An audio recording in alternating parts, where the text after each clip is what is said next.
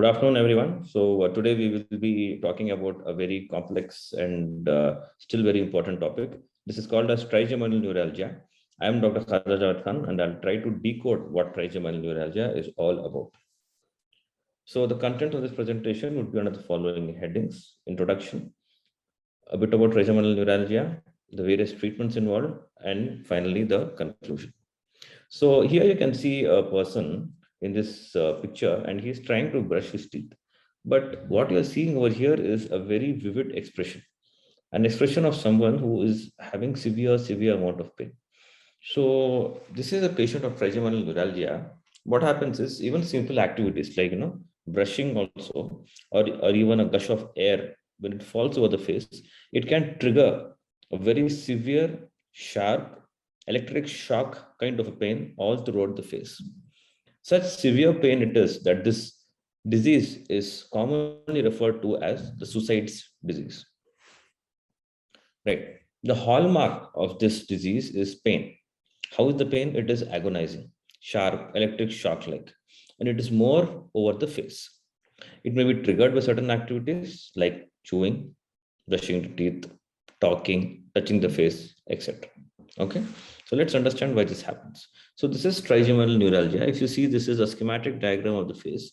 The yellow thing over here is a trigeminal ganglion, and then you can see the various branches coming out from this ganglion. So a ganglion is something like a root, okay, and nerves are something like branches. So it just comes out from that particular root. So let's understand more. So if you see trigeminal neuralgia, the incidence is more in females, 1.7 times more in females. More common after 60 years of age. There is a little bit of family history. And then the divisions, what I mentioned, are nothing but branches of the trigeminal nerve. So remember, most common is over mid part of the face. Let's move ahead to the various causes.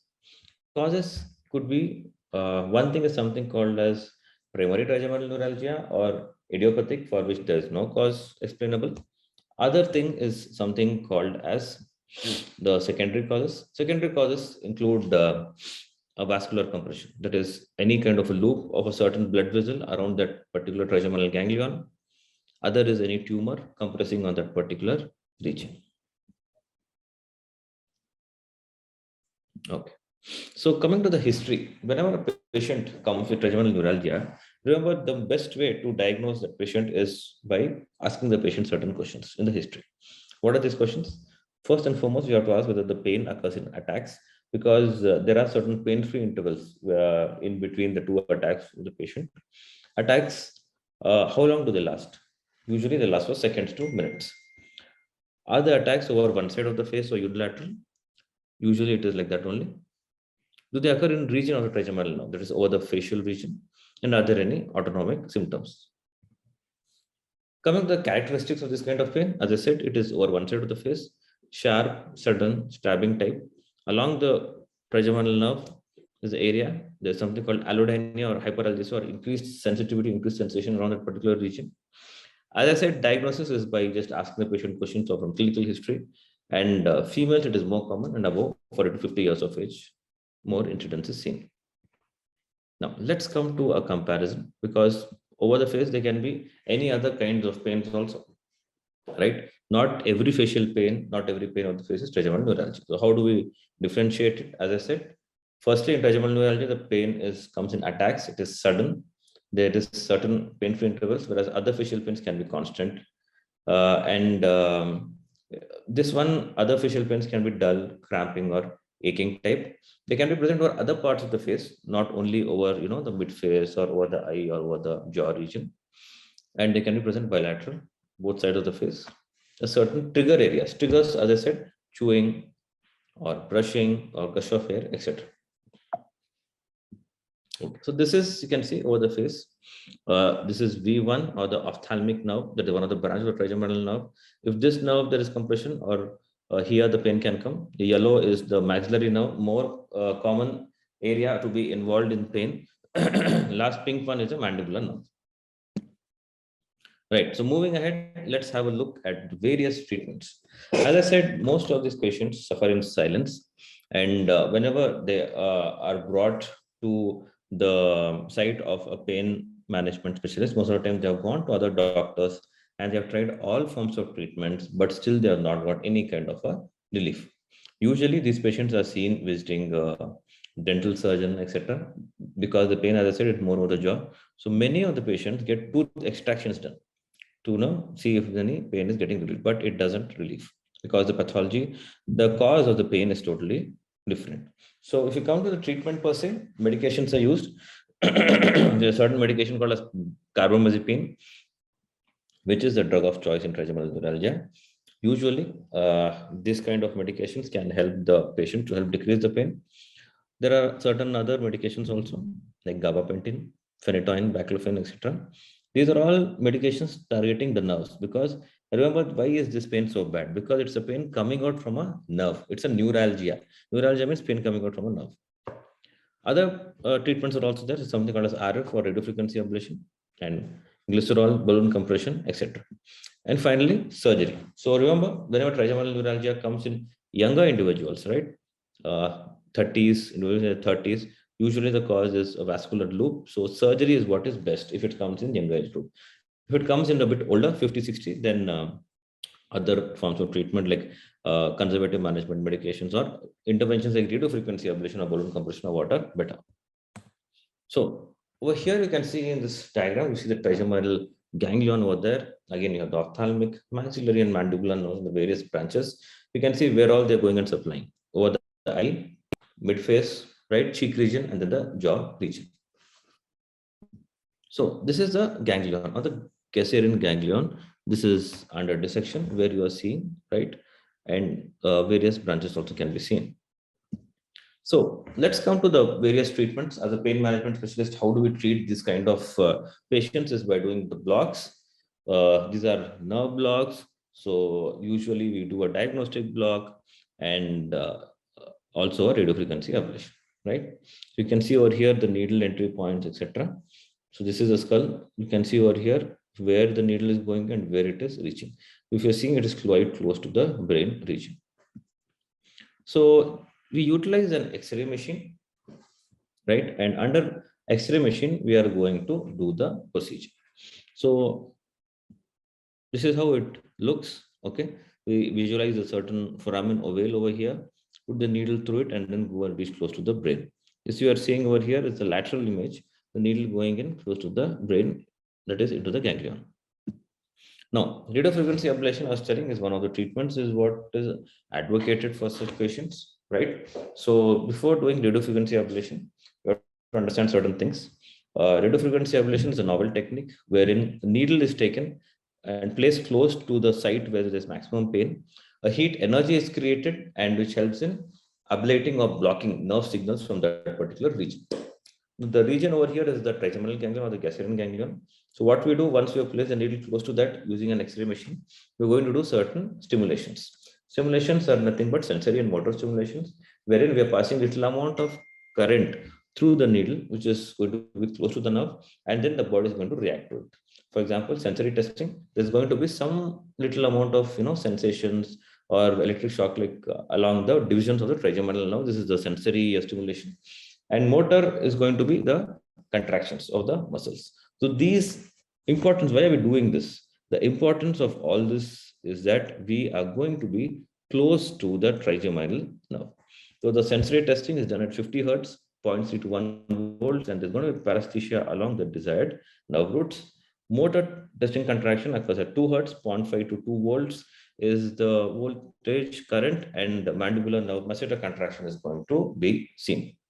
So we do lesioning, telling the heat energy at specific lesions. This is an arbitrary number. Usually we can start at 50, 60 degrees also, but commonly followed is this 3 lesions, 65 degrees for 60 seconds, and then we gradually increase 5 degrees Celsius. In between the lesioning, we're going to check for bilateral corneal reflex because corneal reflex involvement can also be one of the common complications.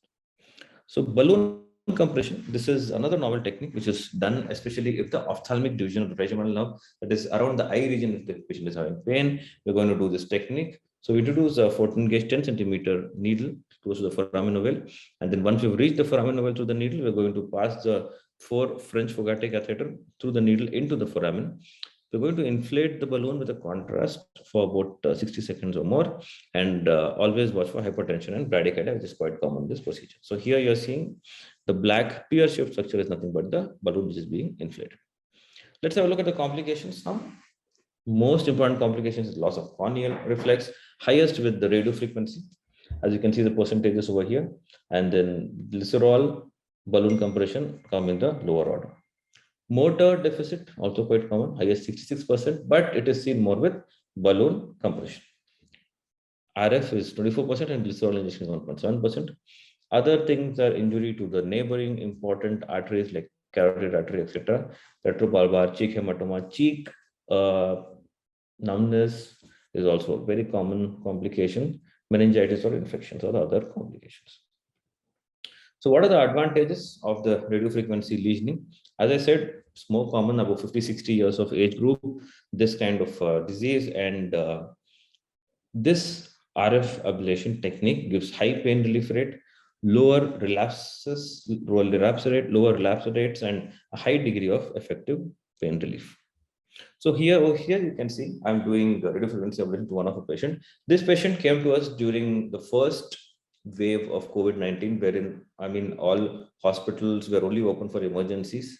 So we were only open for emergency appointments. So this patient had come all the way, and she had this severe kind of a pain, right? Severe kind of a pain all over the facial region.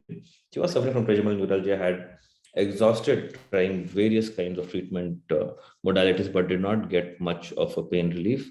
So what we had decided is to go ahead with the radiofrequency ablation. You can see me wearing the PPE doing the radiofrequency ablation in this kind of a patient. So this is the technique per se, wherein you can see the foramen ovale and the needle going through it. And this is the lateral image wherein we have crossed the foramen ovale and quite close to the ganglia. So after proper sensory motor stimulation, we did the kind of a procedure, and the patient had immediately some kind of relief because of local which is used, and the patient who had a severe kind of a pain, we used something called as an NRS scale. The NRS scale was 10 on 10, that is worst pain possible, right? And immediately after the procedure, the pain came down to 3 on 10. And patient has been on regular follow-ups with me. And this, I told you, the first wave of COVID, right? So 2020, we had done this patient. Till now, the patient, we've been doing regular follow-ups, and the patient had come couple of months back. And this is a picture with the patient, what we have taken. The patient is still continuing to be pain-free, of course, with certain medication, what she's taking. And it is very, endearing to see the happy face of the patient, because when the patient had come, she was in severe amount of pain. And after the RF ablation, the patient has been doing really well.